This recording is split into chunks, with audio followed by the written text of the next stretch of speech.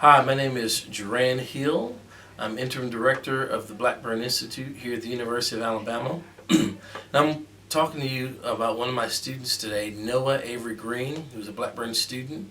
And the Blackburn Institute is a leadership development program with a civic engagement focus, specifically tied to improving the state of Alabama.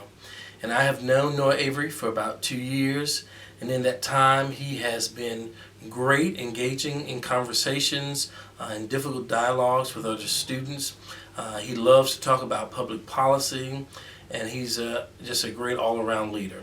Help me welcome to the stage Noah Avery Greene.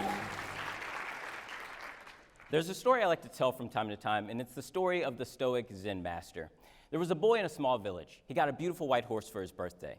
And everyone in the town said, "How wonderful is it that this young boy has this beautiful white horse?" And the Stoic Zen master was off to the side and said, we'll see. A little more time passed, and the boy learned to ride the horse. But eventually he made a mistake, fell off, and broke his leg. Everyone in the town said, "How tragic is this that the boy has broken his leg?" And the Stoic Zen master was off to the side and said, we'll see. A little more time passed, and the town went to war on behalf of their country. All the young men got prepared, and they went off to war. But the young boy couldn't because he had broken his leg. Everyone in the town said, "How great is this, that this boy doesn't have to go risk his life?" And the Stoic Zen master was off to the side and said, we'll see. Eventually, all the young men came back from war with new skills that they had acquired, and they were able to get new jobs as a result. Everyone in the town said, "How awful is it that this young boy can't get these new jobs because he lacks the skills?" And the Stoic Zen master was off to the side and said, we'll see. A lot of times we like to think of our history as having an immediate and simple impact. A leads to B. However, this is rarely the case. We do the same thing in our political system. We expect political movements to bring the social revolutions that will change our society at its very core. And in reality, this is rarely the case. I'm Noah Avery Greene. I'm a political science major and public relations minor from Jackson, Mississippi. I encourage all of you to go to Jackson one day. We will gladly feed you, take your money, and ship you back out of town. I originally didn't want to study politics when I was young. I wanted to be a cowboy.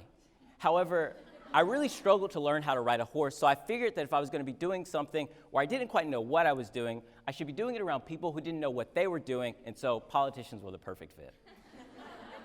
Last semester, I had the pleasure to study abroad at the University of Birmingham in the UK, and a lot of the concepts and ideas I'll talk about with you all tonight, I began to approach during my time in Birmingham.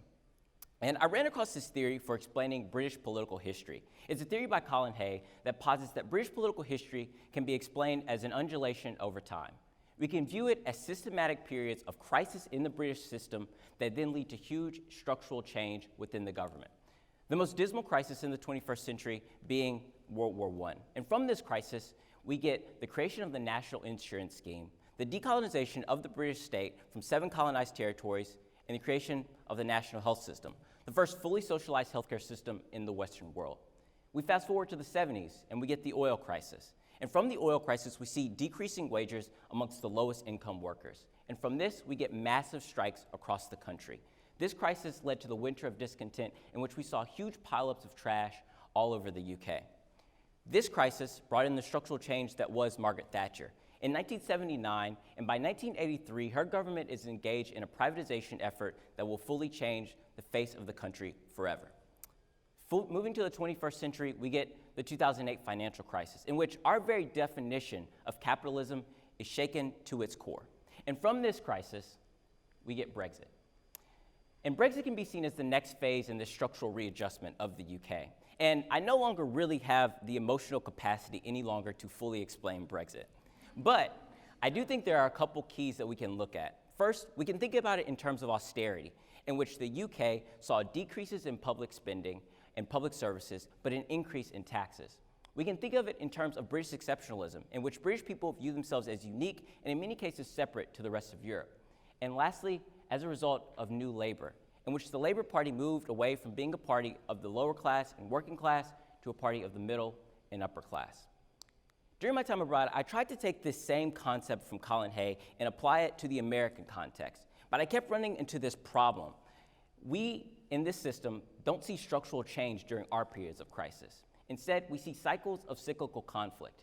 Instead of huge revolutionary change bringing huge revolutionary structures to our society, we see this and this, and this. Now, who in here believes that political movements have the ability to totally change our society? Who in here believes that political movements can change who we view ourselves as a country? And we do this because we associate political movements with the successful ones like the civil rights movement, which have totally changed race relations in our country. But we have to begin to think of these movements as the exception and not the reality. In reality, the Extinction Rebellion will likely not save us from climate change. The Tea Party movement proved ineffective at decreasing the national debt, and the March for Our Lives movement will likely not bring the public policy solutions that lead to a decrease in gun violence in towns like my own in Jackson. Now, at this point in the talk, you're probably thinking, well, Noah, if political movements aren't going to save us, is our democracy doomed? Maybe. But there is hope yet on the horizon. For a while now, I've been pretty fond of looking at the last words of famous people on their deathbeds. Very odd. But I ran across this quote by Lady Nancy Astor. She was the first female member of the UK Parliament, and she was on her deathbed in 1964 in Lincolnshire, and she did something that I hope I have the audacity to do before I'm about to die. She took a nap. And she woke up from this nap, and she was surrounded by her family who thought that she had indeed died. She looked them in the eyes, and she said, "Am I dying, or is it my birthday?" And that's how we have to view this moment in our political history. We don't have to view it as the death of our democracy, but its rebirth. But we can't do this by relying on the same figures as our past. Instead, we have to rely on leaders that have proven themselves effective. People like Bill Gates, who has invested his fortune in climate capturing technology. We have to look at America's most beloved institution, the U.S. Congress, and its freshman leaders to come up with the public policy solutions that they were elected to carry out. And lastly, we have to look at our corporate leaders, like Rose Marciano, the CEO of Patagonia, who is reinvesting in the company's corporate and social responsibility efforts like no one in the company's past. Now, your job in all of this is pretty simple. The first and most important thing is for everyone to take a deep and solitary breath. We often add another layer of pressure to ourselves by thinking of our public policy solutions as unsolvable. And by doing this, already difficult solutions seem like they have no resolution. The second thing is that we have to approach these problems not in the short term, but in the long term. We can't expect that climate change will be solved within a few weeks, or a few months, or a few years by simple policy solutions, but over the long term by multiple solutions. And the third and final thing is that we have to begin to view our state of affairs not as a result of a few years, but as a result of a few decades. Like the Stoic Zen master, we can't think of something as totally being good or bad as a result of it only happening after one election cycle. Thank you for allowing me to speak with you all today. I hope I've been able to shed a little bit of light on political movements, and I hope that when the next political movement arises, we'll all take a brief pause, look at each other, and be more like the Stoic Zen master and say, we'll see. Thank you.